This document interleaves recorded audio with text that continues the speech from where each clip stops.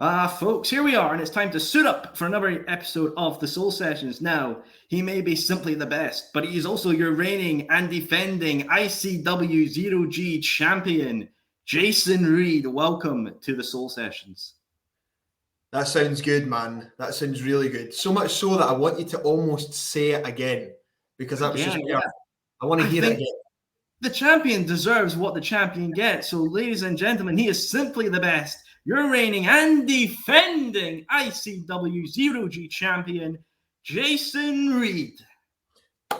Great job, man. Great job. Love it. Oh, thank you very much, my friend. But Jason, the champion always has a story to tell, and every story has a beginning. So, Jason, how did your story begin? How did you fall in love with professional wrestling? So for me, it was sort of back maybe when I was around 7 or 8. I got one of my mates from primary school, I remember, had all the old WCW tapes. So he was like really, really big into wrestling. I had no idea what it was. So I used to go to his house after school and we used to watch like the old Nitro and stuff like that. And then eventually I ended up getting some gifts for Christmas. It was like some WrestleMania videos and then DVDs. And so I just started watching it and like I was hooked almost straight away. It was just this sort of larger than life, entertainment spectacular that I hadn't really seen before. So I was hooked straight away and continued to watch it as I sort of grew up. And then my group of friends, we loved it so much that we actually tried to build our own ring in the back garden on a trampoline. So one of our friends owns, or his granddad owned, like a sort of recycling tip or plant. So we had like access to all these materials. So we're like, right, we'll build this ring. We got lots of we got 4 big posts for the ring post. We got actual ropes. We got turnbuckles and everything that we bought from eBay. So, it was a monstrosity of a wrestling ring. But we started off wrestling in the back garden. Then I found out that you could actually train to be a wrestler in Scotland. So I found a wrestling school, which was like 20 minutes from where I stayed. And just worked my arse off, man.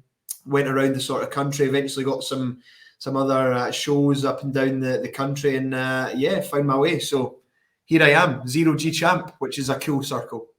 Oh, definitely a full circle moment there for you, my friend. And from going into training, did you have any kind of sports background as well? Did that kind of help you? Yeah, so I did have some sports background, but I don't think it helped because for me, and I don't know what the other sort of guests or anyone you spoke to in terms of in the business thinks about wrestling training, but it's not like anything else. And you maybe hear the stories of guys who are sort of out injured or whatever, or taking a bit of time out. There is nothing that replicates the in-ring cardio for pro wrestling. Like, it just cannot be replicated. So I played a bit of football before wrestling, played at a sort of semi-pro level, was a goalkeeper for my sins. And then, sort of got to a point in life where it was almost like a crossroads for me. It was either pursue football or sort of switch lanes, if you like, and pursue pro wrestling, which is obviously what I did. So I had a bit of a footballing background, but again, when I started training for wrestling, like I've done obviously a super intense pre-season training with football clubs, and it just did not match the sort of cardio that was required for wrestling. So it gave me a little bit of a starting point, but it was definitely tough and a big learning curve, I think. Oh, fair play, my friend. Obviously with football, I think personally the best team going is good old Rangers. I would think you would agree as well, pal. You've done your research, haven't you? You've done your research. I like it. Always. I very much, for champions and always guests of my show, the research is an integral point. But Jason, for people who may not like Rangers, why are, 1, they wrong, and 2, should they support the best team going? Listen, we can't all be fortunate to, support a club like Rangers, right? I get that.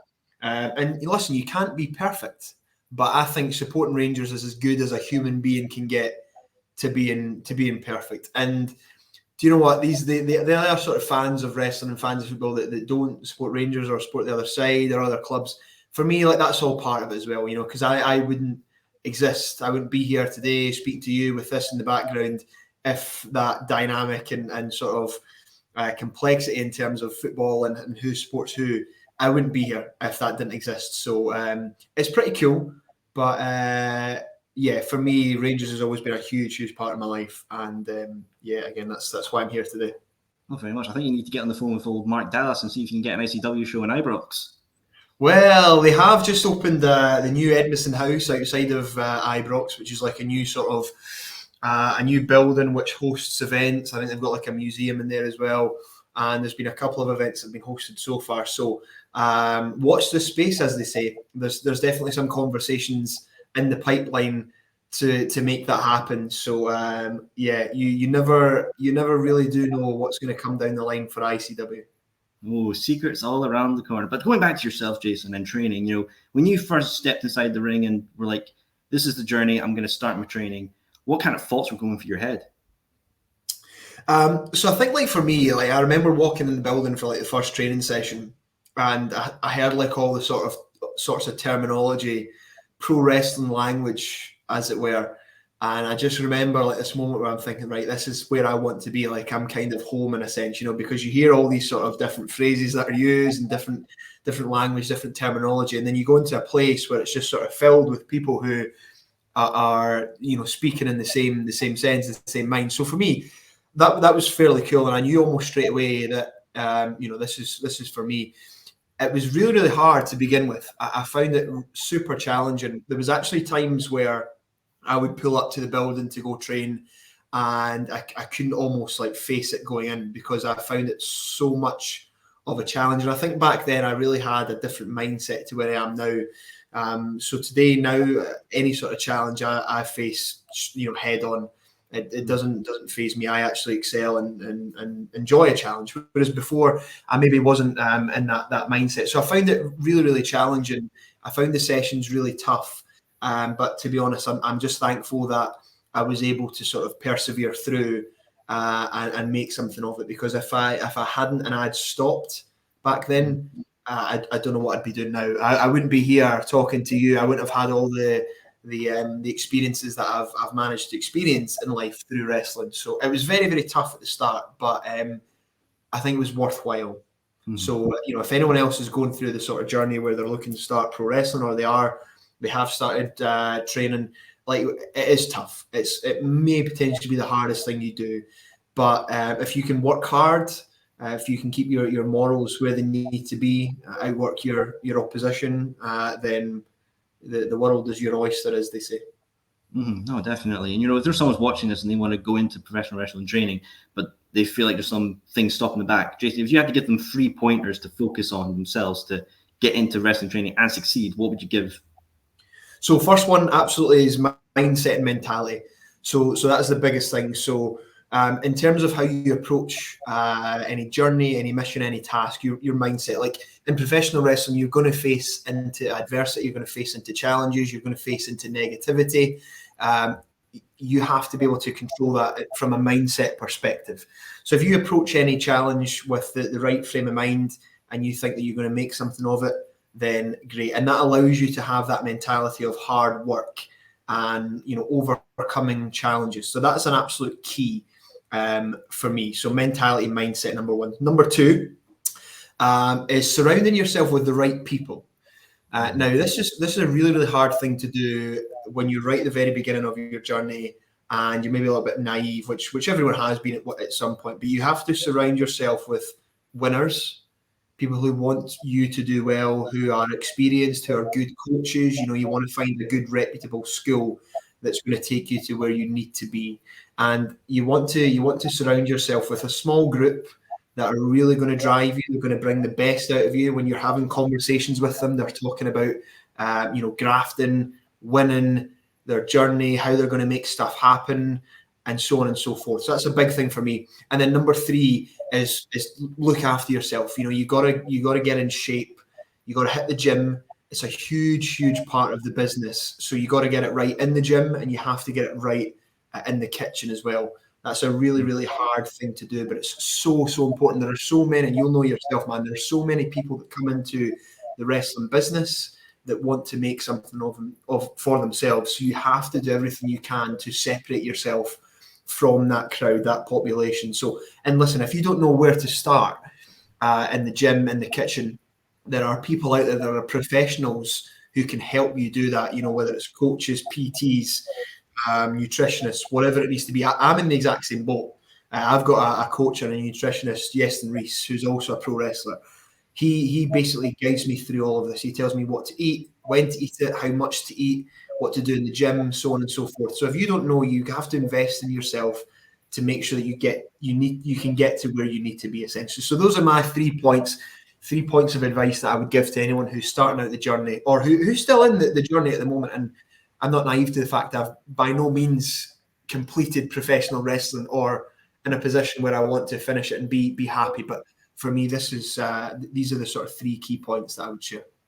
Very good key points, viewers. Definitely check them out and follow them to become a champion like Jason here. But you mentioned some of their dietary as well. I've always been interested about that. I've had guests that have done shake diets, some that have just gone for like frozen and all that, or some that just go the old chicken breast and rice. But for you, Jason, what kind of meals are the best for you for training?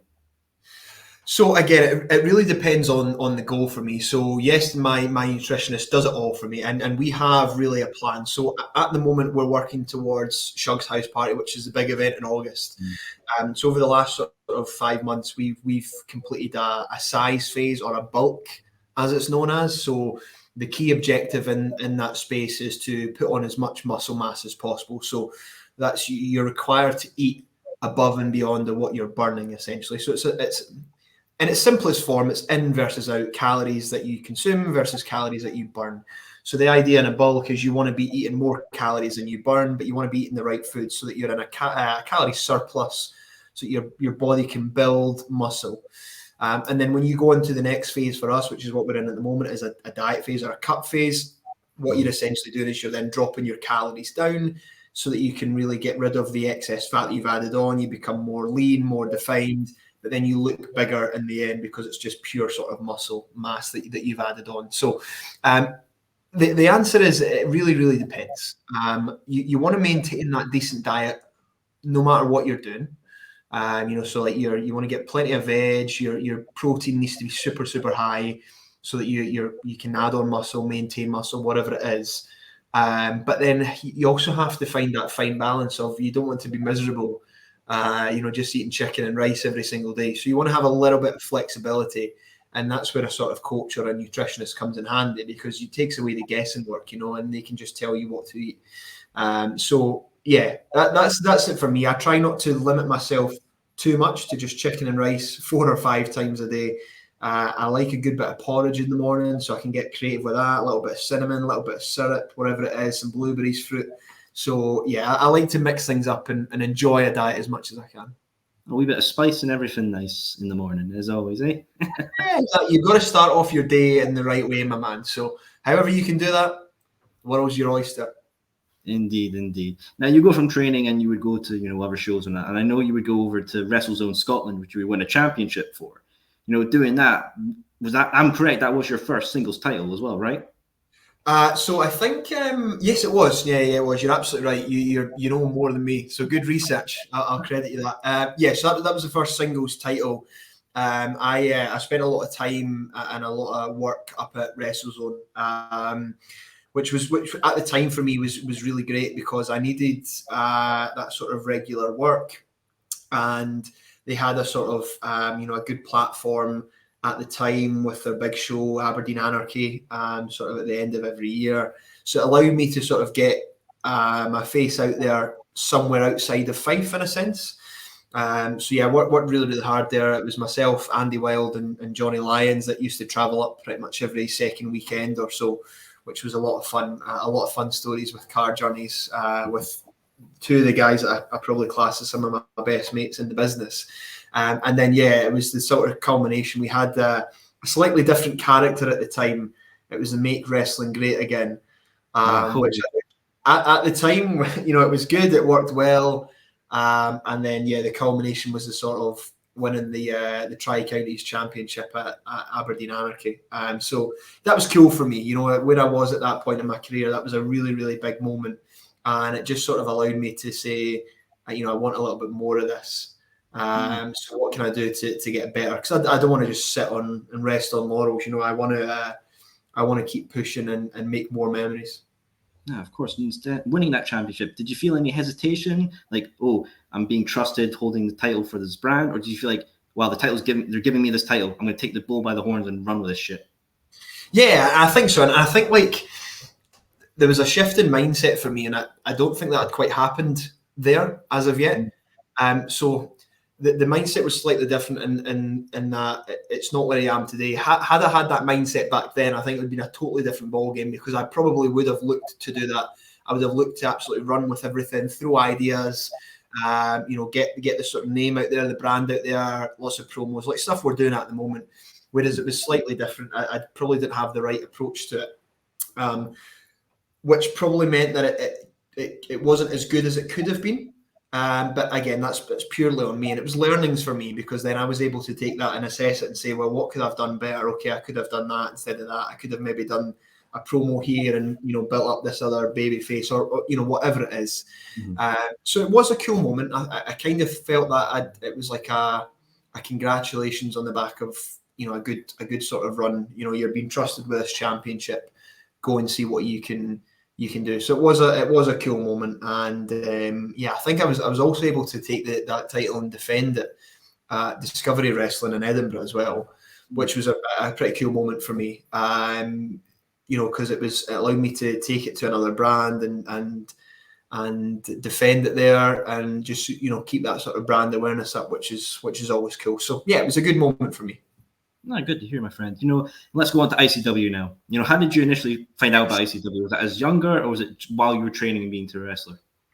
So now I'm not going to name the show, because people will go and watch it, and then my photo will be everywhere. The office in ICW have this. So I went to a show at the Barras whilst I was training, and I'm in the front row. I look like a totally different person. I'm maybe slightly overweight. I don't have a quiff. It's not a good sight, right? But and the creative guys in the office at ICW found this when they were rewatching this show, and it was everywhere. So I'm not going to mention which show it was, because I don't want that to be recirculated. So I went to a couple of shows with the same friend that I used to watch wrestling with at school, because he's really big into ICW. So we went to a few shows, and it was cool, because it's that totally different thing. There was nothing else, and there probably still isn't anything else like ICW. The over 18s brand, it is larger than life, and you have that sort of crowd interaction as well, which probably isn't replicated anywhere else in the country, maybe even Europe. So that was cool for me. I had seen a bit of ICW, I followed it, I remember like the very first, the debut at ICW. Andy Wilde again, who's really sort of pushed a lot for me in my career. I remember traveling on a train home one time, and he'd phoned me and he said, "You never guess who's going to be on the ICW show at Aberdeen in 2 weeks' time?" I had no idea. I didn't really click, and he said, "Yeah, Jason Reed." So he had pulled for me to get my chance at ICW, which was really cool. Wow, definitely. I mean, Andy's been such an integral part to yourself, Jason, and obviously you would have a match with him in ICW at Shugs Hoose Party 7. Facing him off in the ring in ICW, I can't imagine what that must have felt. Someone you've got such a close bond with in one of the biggest Scottish promotions, having a match on one of their biggest shows. It was just everything that I do in ICW just feels like a full circle moment for me. Like I feel like I get an amazing moment, and then I just seem to top it and top it and top it. Like, so for me, the one of my favorite matches is at the Barras against Chris Bungard. So that's like another moment where I've actually been in the front row in this venue watching ICW, and I'm now here in what was like a really, really big match for ICW. Like we'd worked on that for 2 years to get to that point, so that was cool. And then, like you said, sharing the ring with Andy, not only did we do Shugs House Party, but we also did a Fear and Loathing match as well in November the last year. And it was just a really, really cool moment, because Andy and I have grafted since we knew each other. I think I've known Andy maybe about 5 years now, and we just hit it off for the very first. I remember the very first time I met Andy. We were driving to WrestleZone, and he came. I was picking him up, and he came in the car, and the very first thing that he said to me was, "I've got us a couple of protein bars and a couple of monsters. Which one do you want?" And I just knew straight away, like, wow, we're going to get on, because just so like-minded, I would do the exact same thing. Protein bar, Monster on the way to a show, brilliant. So we just hit it off, and ever since then, like we've just grafted together. Literally, we'd be in the gym 5 o'clock every single morning together. We'd be running drills in the ring, just grafting. And we used to just say to each other, there's going to be a day where we're both doing this in the WWE Performance Center, and it'll all be worth it. And it kept us going. So to have that moment in ICW at Fear and Loathing and Shugs, like at the O2 and then the garage, was just, really, really cool. We shared a moment. I think we had like a face-off at the start, and we just knew it was a cool moment. So it's definitely one that I'll cherish for the rest of my career for sure. Absolutely. Memories are the best things to make in this business, Absolutely. Now, obviously, another thing you do in ICW, which is a very special thing for many people, was the Lionheart League. That was such a special thing, obviously, remembering Lionheart. For entering that tournament, Jason, did you feel like an extra sense of pride that you're honoring the late great Lionheart? Yeah, absolutely. And I mean, I think I'm always conscious of the fact that these guys, the work that they've put in, are the reason that I'm sat here today with this behind me. Especially when they were, selling out thousands and thousands of tickets for the SECC and the Hydro, like the amount of work that core group of talent put in to bring fans from all over the country to there. And Lionheart was at the very, very top of that. The work that he put in for the love of the business and the love of ICW was just unparalleled. So, I couldn't think of a more sort of fitting way to honour him, a tournament that's named after him. And obviously, he's now been inducted into the ICW Hall of Fame, which is just so deserved. But for me, it's just about repaying everything that guys like Lionheart have done, because without them, as I said, we wouldn't be here today. So it was a special moment as well. Absolutely. And the late Lionheart being the ICW Hall of Fame, I can't wait to see when that whole ceremony comes out. It's going to be a real great moment for people to see. But going on to the Zero-G Championship, because you would win that in a scramble match at ICW Get the F Out against Shaman A, Stevie James, and the champion at the time, well, no longer because of the big man here, Saqib Ali. Going into that scramble match, what kind of thoughts were going through your head? There was a lot. I remember it really, really fondly. I know it was only a few months ago, but I just remember the sort of full lead up to the day of that show, and it was just special. Like, I couldn't really believe that it was happening. That sort of that turnaround, like I said, from actually watching the product to just training at a little school in Fife, which really doesn't exist anymore, and working hard to get to that point. And I feel like I do that in everything I do now. I try to make the best of any situation. I try and get the brand awareness out there. I cross into other worlds so that, the other worlds can actually see ICW and say, oh, actually, this is really, really cool. So, for me, it was an amazing moment. It was a career highlight that genuinely will live with me forever. So going into that sold out garage, walking out to Simply the Best, it just felt right. The red, white, and blue streamers thrown from all angles, into the ring as we stand on the apron. Just amazing. Just really, really amazing. And it was quite it was a different match, because it was a scramble match. I hadn't been in one before. And if you watch back the last few seconds of that match, it is literally the tightest call I think we've ever had. I think we maybe had about a second to spare before the buzzer went. There was a lot of relief when we got there, to say the least. And but it was a lot of fun. A good few brewskis afterwards to celebrate. So it was a good day and a good night overall.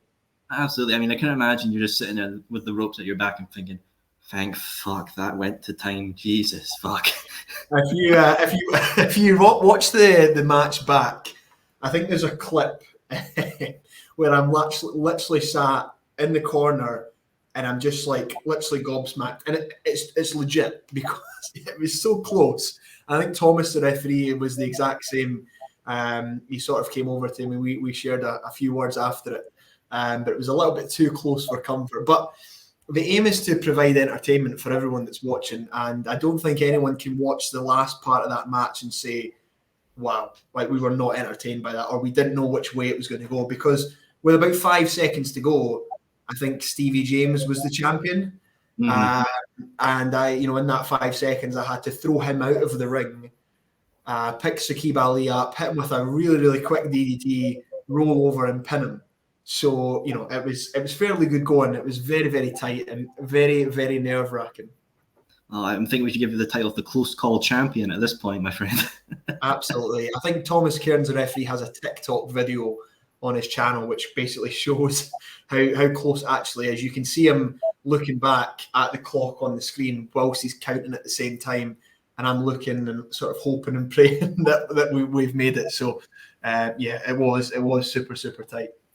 Of course. Now, Jason, I must ask you something about that match, because I noticed when the clock hit and you were the champion, your Zero-G Championship was being presented to you, but that cheeky coach of yours took it first. Did you ever feel maybe a bit of like, whoa, big man, come on. I'm the champion. I've put my body on the line. What are you doing here? Yeah, we maybe had a little few words after that. Maybe give him a little slap on the wrist. But I think what he was, we can't trust anyone, right? We can't trust the referees. So coach was just getting the title from the referee as quick as possible before anything. It was so tight. We wanted that title and there was going to be nothing else of it. So, I trust coach with my life. I've told him, I said, coach, if you ever pull that belt and not give it to me again, there's going to be serious, serious words. And he knows that. He knows that. We're like brothers. So it's good. He gets a little bit excited sometimes. So maybe that's what it was. But if he does it again, I'm going to kick his arse. Oh, he had a wee bit of a sugar rush there. You've got to calm down there, big man. Yeah. Now, looking at the Zero-G Championships, it's had a great lineage. Obviously, we mentioned Lionheart, Andy Wild, previous guest of the show, Theodoros. When you look at the lineage of the Zero-G Championship, Jason, is there a particular champion you want to be like or maybe surpass? I want to be my own version of the champion. I absolutely respect the champions that have went before me. Mark Coffey, Lionheart, Devitt, for example. So there's a lot of great names, right? Really, really good wrestlers. But I've always said that I want to be different. I want to be my own wrestler. I want to be the one that makes fans argue amongst themselves and say, is what he's doing right? Is it wrong? Is it too much? Is it too little? And I don't think that anyone else has the ability to do that. So that's what I want. I want to keep doing that stuff. I want to keep pushing this envelope and saying, how far can we really run with this? How many more websites can my name trend on where people are arguing back and forward? How many more times can I get on Super Scoreboard and talk about ICW? You know what I mean? So it's things like that. Thinking 2 or 3 steps ahead. What can we do to make this championship stand out? We are the biggest promotion in Europe by a country mile. And I'm representing them as one of their champions. So we're going to do everything we can that people haven't done before to make it stand out.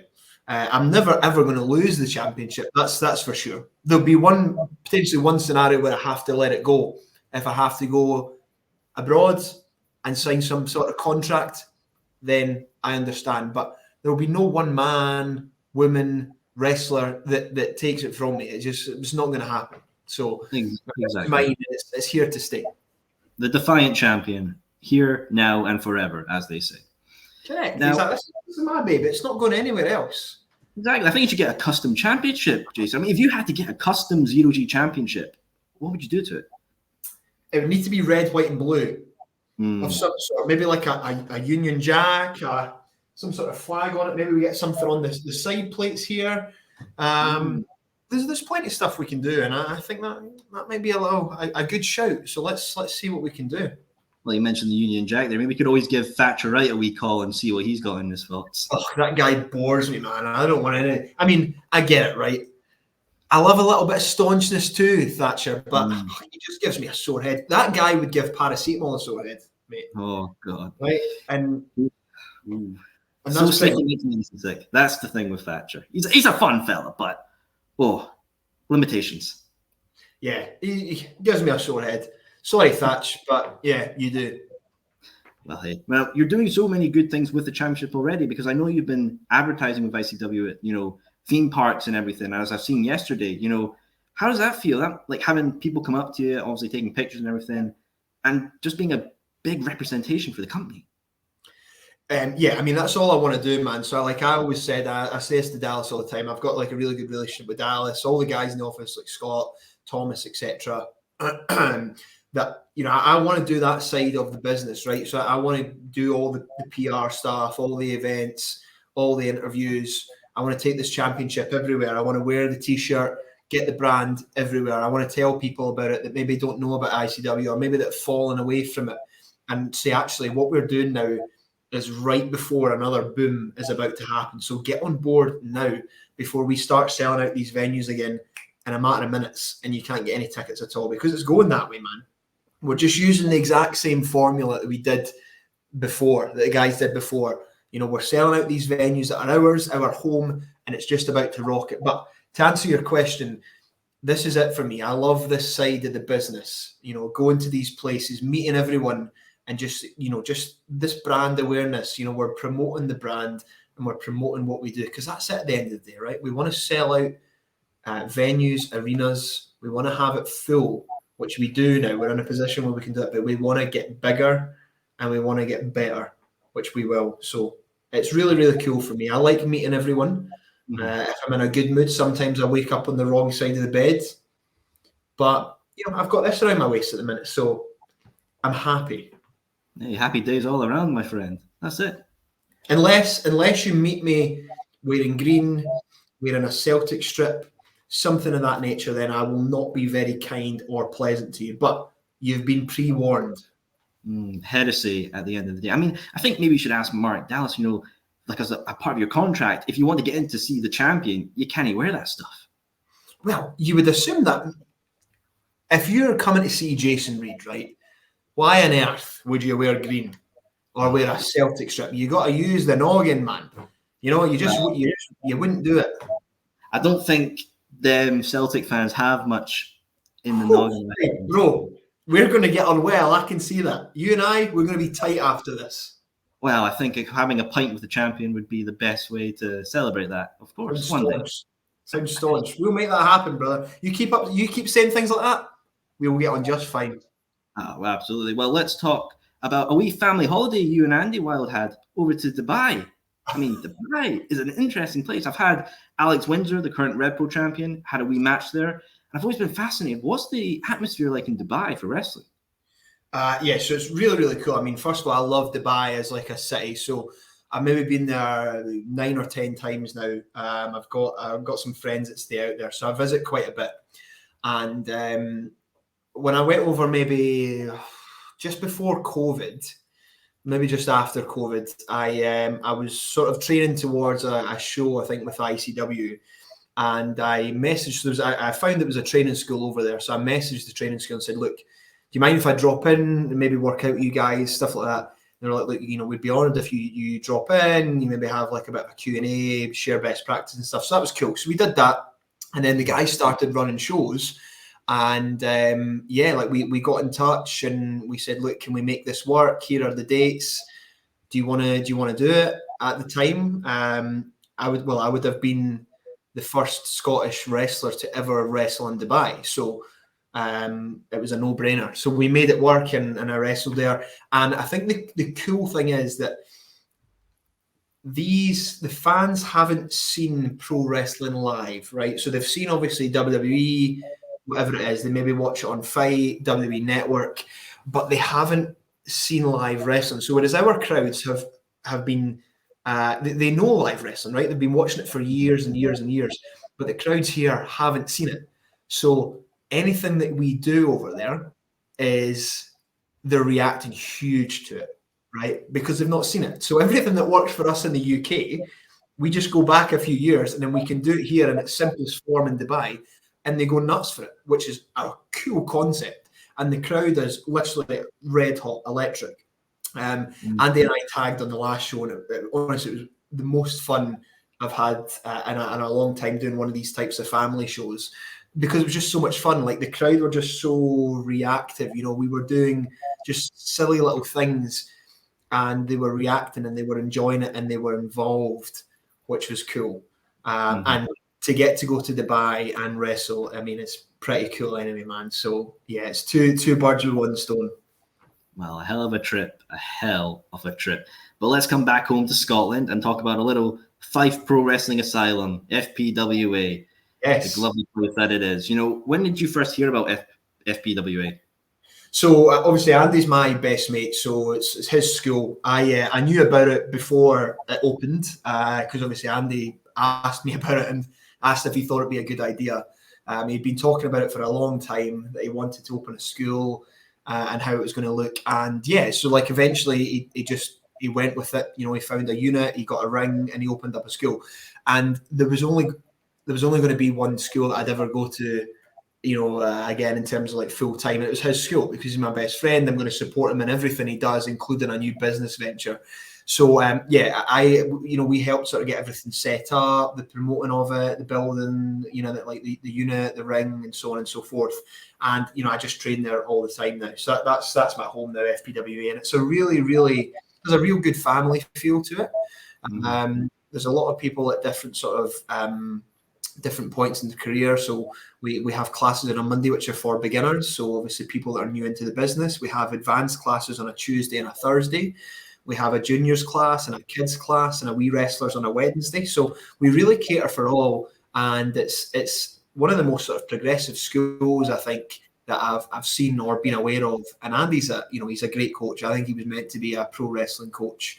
What you learn from in that type of environment is second to none. So yeah, it's great. I mean, I think if you're in the area or this side of Scotland, that's the school that you want to attend to learn the craft. Oh, absolutely. And FPWA puts on great shows in Leaving at the Truth nightclub, which I've been a pleasure to see. Actually seeing you, Jason, wrestle live on the Christmas show against Johnny Lyons. Yeah, that was a good show. Yeah, it was a very much good show. But what's it like wrestling kind of like in that nightclub and family environment, obviously against someone you've mentioned you're close to with Johnny Lyons? I think it's like always special. So when you're working with someone that you're close with or really good friends with, it's a different dynamic. Not that you don't have fun with other people, because I have fun when I wrestle all the time. I could wrestle a broomstick and have fun, right? Because I love wrestling. But being in there with like your best mate, it just has like a different feel to it, and you can just like experience that moment together, which I think is really cool. So yeah, we had that match at Christmas. It was a really, really good match, a nice opener match for the crowd, which I thoroughly enjoyed, and I think he was the same as well.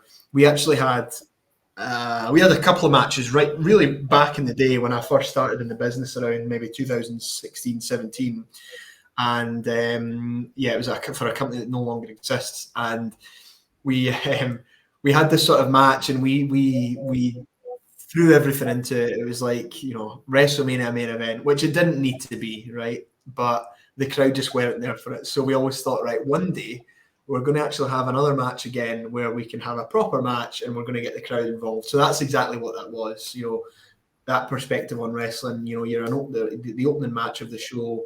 Let's show the crowd what they're going to get for the remainder of this night. Let's make things make sense and let's have fun. So that was cool, and obviously supporting Andy's business as well, and the same. It's just another element of it, isn't it? So it's cool.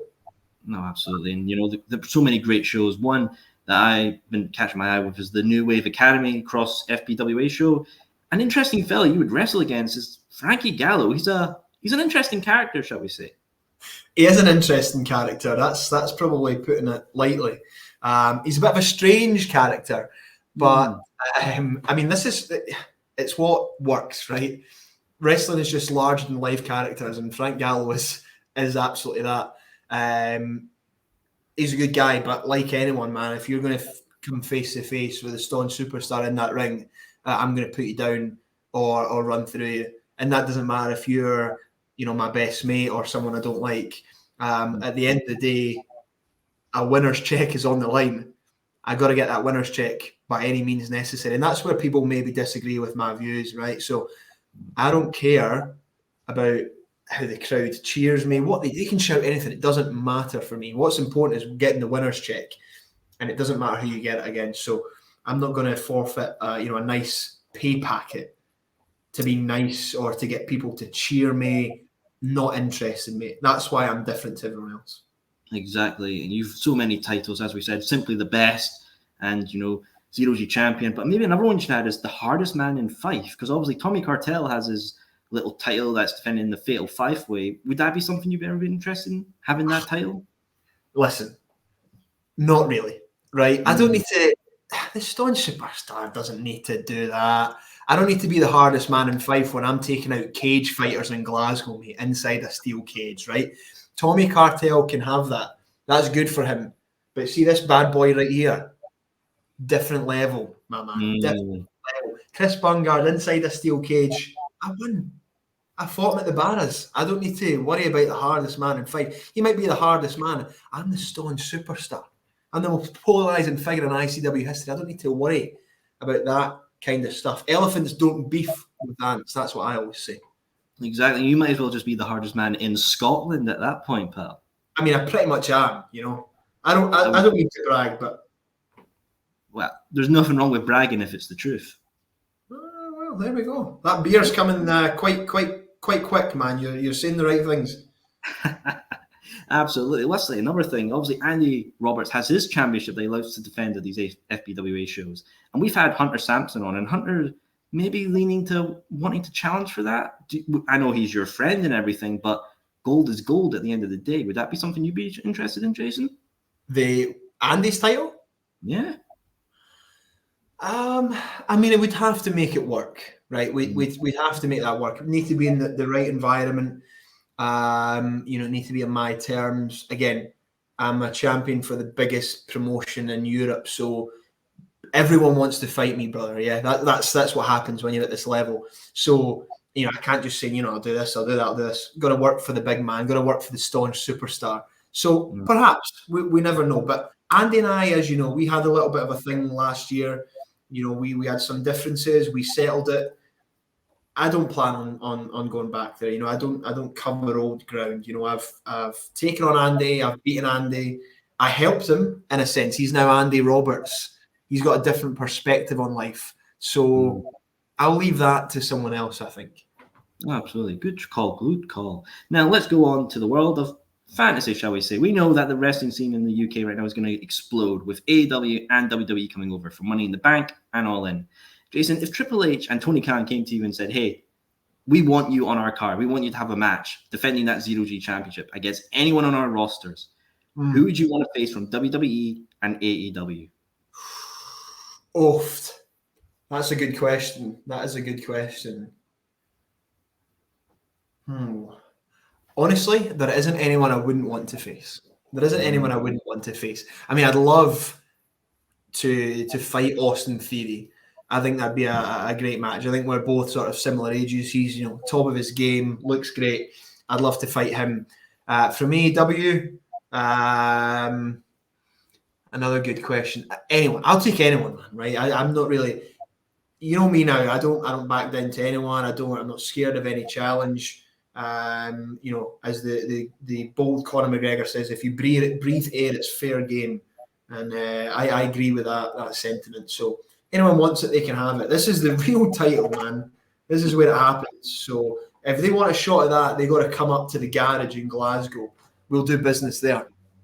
Well, absolutely. And let's go on to the future of that title, because I know you've got a few, matches, not even a title defense, against Leo Landon, that boy, on July 15th at the garage. How are you feeling about that kind of boy?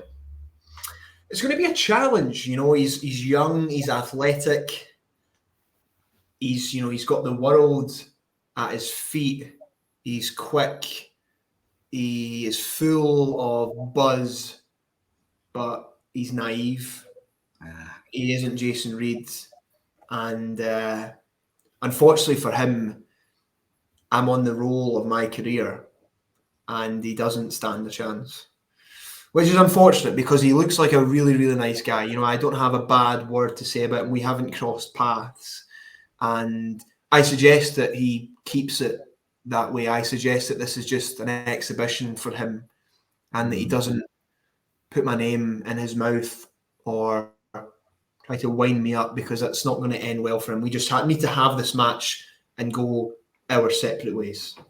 Of course. Give him his 5 minutes of fame and then the champ moves on to better things. I am looking forward to it, man, because every challenge is different and it's good I just love being in that ring in front of I don't love being in front of the fans.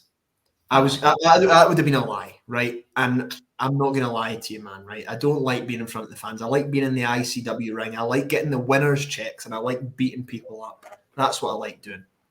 That's a fair play indeed, Jason. Obviously, you are the Zero-G champion, but there's obviously more goal to get in ICW, the World Heavyweight Championship. When can we see that around your waist? Is that something that's on your radar right now? Or are you thinking, give myself a bit of time, feel out a bit, and then shoot your shot for the gold? So you know how it works, man. This comes with some really good money, right? The pay packets are thick with this, but the pay packets with a world title are even thicker. And that's what everyone wants. That's what everyone wants. And I don't know what's in the future, but I'm always looking forward. I've always got eyes in the back of my head. So who knows what will happen? There's only one person that knows what's going to happen, and it's the big man up above.